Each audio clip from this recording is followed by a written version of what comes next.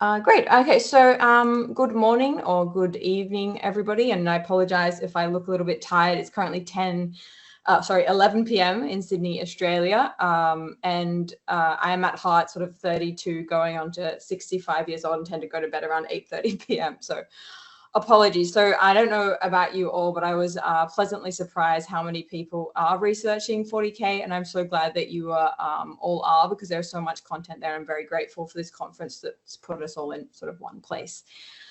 I wish I could have attended in person, but anyways, a few caveats before my introduction. Firstly, I just want to pinpoint that I'm in no way a law expert. I actually got interested in this hobby from an academic perspective from my fiance. My academic background is science fiction and religion. And when I first met my partner one morning, he ambushed me in the shower to tell me about this incredible lore of this game called 40k. And I had never really even heard of it. And at the time, I just sort of looked at him a bit funny and asked to just finish my shower in peace. Until about a year later or so, I needed a new project idea that combined religion and gaming. And suddenly I remembered this conversation. I had to kind of come crawling back with my hat in my hand. And now I'm definitely converted and enjoy creating sort of academic outputs out of his interests. But this is a long way of saying that I apologize in advance if I lack some of the expertise that many of you have. And his models are also used in these slides. So thanks, Luke, for the art. Okay. Oh, sorry. We are currently seeing not seeing we are seeing the presenter's view, not the main slides, just in case if you want to share. Oh, thank you. No worries. So secondly, this presentation is a rough outline of some early findings while I'm still in the sort of writing phase. So I'd love your opinions and suggestions at the end on the work that I've done, and also ideas for future expansion.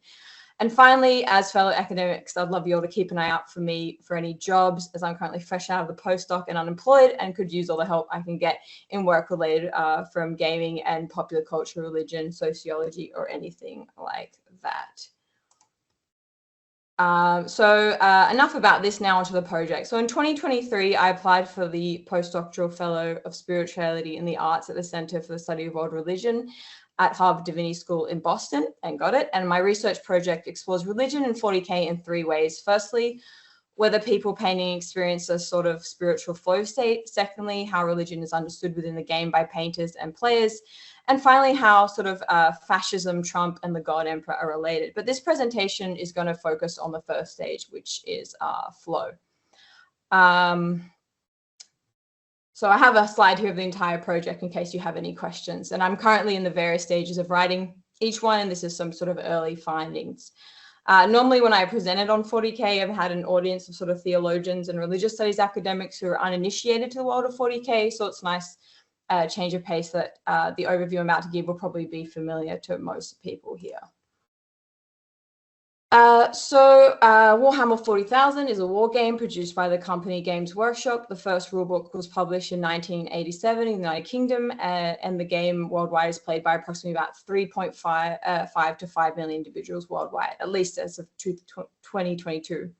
The game has multiple nodes of engagement, with most users engaging with multiple areas, including the miniature war game played with small plastic figurines, painting these miniatures, reading official Black Library literature, watching the 40k channel Warhammer TV, or the various other lore and content creators of YouTube, Twitch, and other streaming sites, engaging in online conversations with forums like Reddit, and visiting one of the 500 or so in-person stores around the world. And this diversity and range of engagement has created a cohort of players and fans that are incredibly active and invested in the franchise. And once a relatively niche hobby, the hobby is moving more confidently into the mainstream, as demonstrated with the major video game releases and a potential TV series with Amazon. But what is flow? So flow can be defined as a state of pleasure had when engaged in a task with great focus. My understanding of flow has been particularly inspired by Mihi Csikszentmihalyi, and sorry for butchering that pronunciation, but his book on optimal experience, psychological studies of flow and consciousness. Csikszentmihalyi defines a number of key attributes of flow, including a person losing track of time, an activity in which doing the activity becomes more important than completing it, where the difficulty of the task is matched with the individual skill level, and where feelings of alignment between intention and action occur. As the study progressed, I additionally started to explore more also what the potential mental health benefits could have with my participants and how flow and the hobby sort of interacted with this. So for the last 6 months, I've been interviewing and reading the painting journals of 14 painters to explore why they spend hours of their days painting and whether they experience a flow state when they do. And for this study, participants were recruited via Warhammer Facebook groups. They signed consent forms after following the Harvard ethics process. And they were asked to keep a journal, write down their thoughts and feelings before they painted at least once before each interview, and then in interviews. And I asked them about their entries and grouped my questions, as I said, sort of around these criteria. And the reason I did journals is because I figured that if I was to do any sort of in-person interviews or observation while someone was painting, it was really going to probably limit their ability to get into flow. So I wanted to have the journal component as well.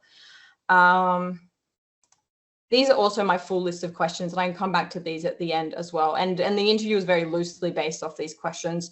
Because I was interviewing these participants 3 times over a 6-month period, and often the interviews were about, sort of 25 minutes and sometimes a bit longer, I wanted it to be organic and kind of develop a friendship and a relationship through the interviews. So the first criteria is a loss of time. For the cohort of painters, time is something that is not only difficult to describe, but during particularly fruitful painting sessions, disappears completely. Csikszentmihalyi notes that common quality of flow is a distorted sense of time in which time seems to slip away and you forget you have spent several hours that felt like minutes. Time being distorted is also an indicator and a marker that reflects the painter has entered a special time or zone, interrupted only by external forces. A zone where time is distorted and they are just there, focused on their hands and the model they are painting. Time also seems to represent the ability to get into flow, with participants also knowing that longer sessions of painting were more fruitful for obtaining flow. In the study, participants felt that they lost track of time regularly. Time is often described as slipping away from them. In one journal entry, one participant describes initially starting some light touch-ups on a dread night they were painting and, quote, time slowly began to slip from me, with the need to change the water used to clean the brush, the only activity to break them out of what they described as flow. In another entry later in the month, this same participant starts their journal entry with, once again, I painted way longer than was anticipated. So the adjectives used by participants include words like time slipping, flying, passing by, or is just completely absent. Time is something that is not only slipping or difficult to obtain, but also forgotten, with one participant remembering to look up from a painting session saying, oh God, I've been doing this for an hour. For participant 7, they noticed starting painting at 10 p.m. after their partner had gone to bed, starting to feel a little sleepy, working on one last detail, and suddenly realizing it is now 2 a.m. in the morning. So time also affects the amount of time in flow, with participant 6 reflecting that they only achieve flow when they've been paying for a decent amount of time. Oops. For most painters interviewed, painting provides both the organized structure and clear objectives needed to facilitate flow, but it's also so rewarding that the experience of painting becomes more important than the finished miniature. On the dimensions of the flow experience, Csikszentmihalyi states that for an activity to promote flow, it needs to strike a balance between having clear goals with easy to understand feedback. The miniatures, while complex and requiring a high level of skill, can be tailored to the painter's relevant experience, and this will be further addressed in the third criteria. Compared to a blank canvas, having box art for reference, as well as specific games, workshop paints, and tools, make the task manageable. Advice and feedback from members of the community, both online and in person, also provide guidance. While the hobby is structured, there is still a lot of space for creative feedback. While clear goals are important for activities to engender flow, as the painter becomes more experienced, the goals become less important and the focus is reshifted to the experience itself. Csikszentmihalyi describes this where consciousness is in harmony and the activity is intrinsically rewarding. The goals are there to allow the experience of flow to happen. While this was true for a lot of participants, many still stated that the finished product of the miniature was an important factor. It was also noted that participants felt they entered flow more easily once they had become more experienced and skilled at painting, as it allowed their worries and anxieties on the basics to disappear.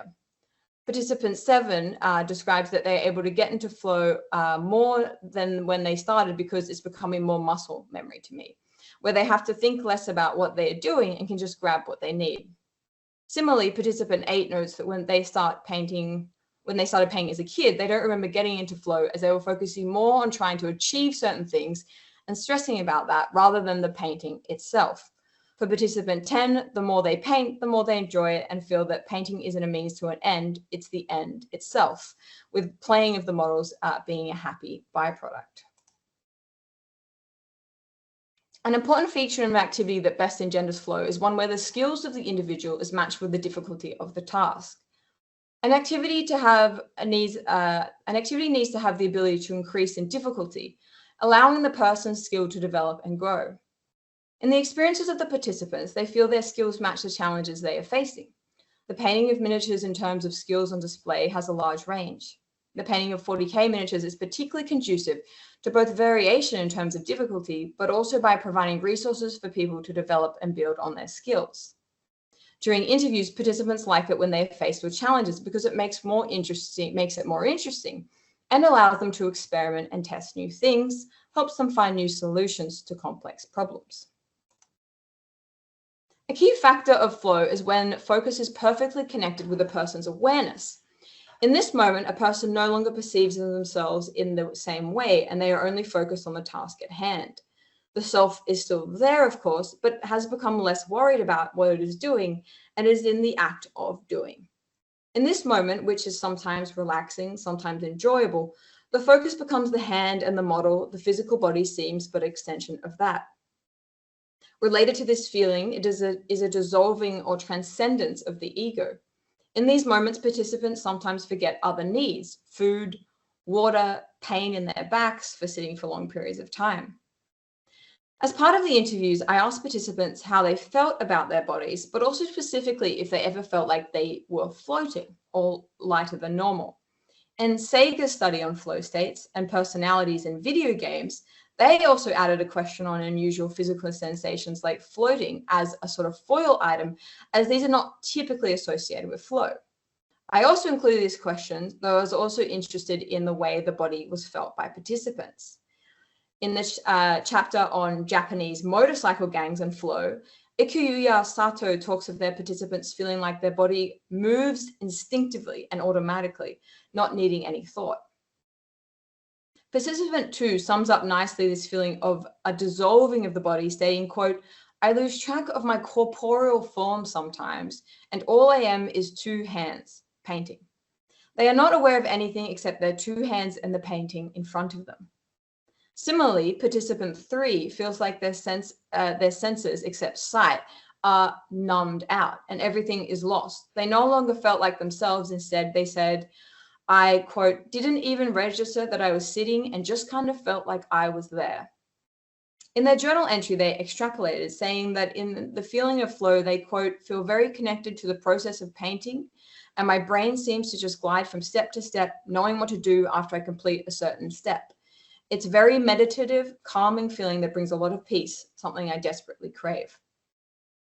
In a journal entry, participant 7 states that now they know what paints to do, the rest is simply muscle memory, where the more they were in the zone, the less I thought and the more I just felt it. Painting models is becoming that way for me. I'm not thinking about things too much anymore. I'm just doing. In this space, action and awareness are united, where the only things that exist in the world is the paint, the brush, and the model. It's common for participants to forget to eat and drink, forget back pain, and like for participant 5, the gradual warming of the lamp, where after hours they are suddenly incredibly hot, was the only indicator that they've been sitting there a long time. So the needs and the feel of the body become less of a priority as the focus on the painting at hand becomes absolute. When the equilibrium between complexity of task and skills is reached, a greater sense of accomplishment can be felt by participants. In a cross-cultural study of flow over 3 years, Massimini et al. Noted that within the category of skills, an increase in complexity resulted both in a sense of enjoyment as well as accomplishment. A Turin student felt a sense of pleasure at overcoming and learning challenging information. A student learning German felt they were, quote, "rewarded for having been successful," end quote, After putting in effort, and an ex-addict studying felt a sense of completion. In many ways, this sense of accomplishment and fulfillment is also connected to quick and immediate feedback. The finished model quickly showing the painter if they made a mistake and similarly rewarding them for finishing. In flow, irrelevant thoughts and worries disappear, but in painting, in moments when people are unable to get into flow, it can be their own self-criticism that adds a barrier. Many of the painters feel like perfectionists or pressures to be better, and this as well can impact both enjoyment of the hobby generally and their ability to enter a flow state. Participant 1 says that they feel a sense of accomplishment, but only when things are going well, because it's, quote, something I always pick on. For participant 2, seeing the finished model makes them proud, feeling, quote, yes, I feel at the end of the day when I'm looking at what I've finished, all I can think of is, wow, I did that. That was me. A huge sense of fulfillment. Yeah. So this sense of fulfillment can come at different stages of the process, but most normally found at the end stage when the model is complete. Participant 5 describes the feeling of finishing as tremendous, where they feel, man, I did this. This looks great. Results from the study has indicated that at least for those in this cohort, painting miniatures enables a flow state and seems to improve for some their feelings of anxiety and promote positive mental health. And while this study can't unequivocally say that painting Warhammer 40,000 promotes positive mental health, the results do indicate that at least for some, it can have this effect. And nor does this study claim that this only occurs with a specific hobby. So I think more work and study to enlarge the amount of participants would have a better idea of how 40k interacts with participants' well-being at sort of a larger scale. Participant 2 noted in their first interview that they, quote, have pretty severe anxiety, but through painting, they can get help with it. They describe feeling a loss of their sense of self and are able to focus, feeling calm and zooming into what is in front of them. They state, quote, it's just this color goes here, this color goes here, this process, this step in the process, and that's all I'm focused on. When asked further about whether the hobby has overall improved their mental health, they said, incredibly. Commenting on how the hobby community more generally has also provided them with a strong sense of friends and a community. They also use the hobby to engage with their 2 daughters. Quote, we spend time together painting Warhammer. We'll sit down and I'll give them a little cryptgle and they'll paint it. And it doesn't matter what it looks like. I mean, I think this one is yellow and gold with a little red in it. And it is just a blast just to have that time together. So while painting is often done alone, as you guys, I'm sure all know, 40k is also a very social hobby. And many of the participants interviewed started the hobby when they were children themselves with a strong feeling of nostalgia with the hobby. So participant 2 is continuing that tradition and using it as a way to spend time with their children, as well as a way to manage anxiety and focus on a single activity in front of them. Participant 3 stated that painting helps them feel a lot calmer, where they feel less overwhelmed and can approach new challenges better. In a journal session, they talk of a painting session where prior they were in, quote, an incredibly low state mentally. They state, quote, painting is a great way to deal with these emotions. I can get lost in the project at hand and watch as these little creatures become more what I envision them to be. My mind focused less and less on trying to keep itself in survival mode and instead can intently focus to make sure all the recesses of these Tyranid models are painted correctly. Participant 4 doesn't always feel better after painting session and stated it depended on what they were painting. Occasionally when they will finish feeling frustrated and that they did a bad job, and other times they do feel better. For participant 5, painting is a way to release tension from a difficult and stressful job. They say, quote, it's an outlet for me to kind of think about things that I can't talk with people about, to just like, okay, I can think about these things, just kind of wash them away as I'm doing my work. Participant 5 suffers from bad back pain, and in journal entries will often start by mentioning the pain in their back, but after normally forget it's there. They stated in one journal entry, back had really been bothering me. Listen to basketball podcasts. And then after the end of the session said, mostly forgot about my back pain. So this study has demonstrated a few main things. Firstly, the flow state is possible through painting miniatures and fits the criteria of Csikszentmihalyi's definition. Secondly, that the hobby generally is often used as a way to manage anxiety, and finally can improve general mental health. Obviously, this is not to detract from the painting sessions that are annoying, frustrating, or even experiences within the community that are not conducive to promoting positive mental health.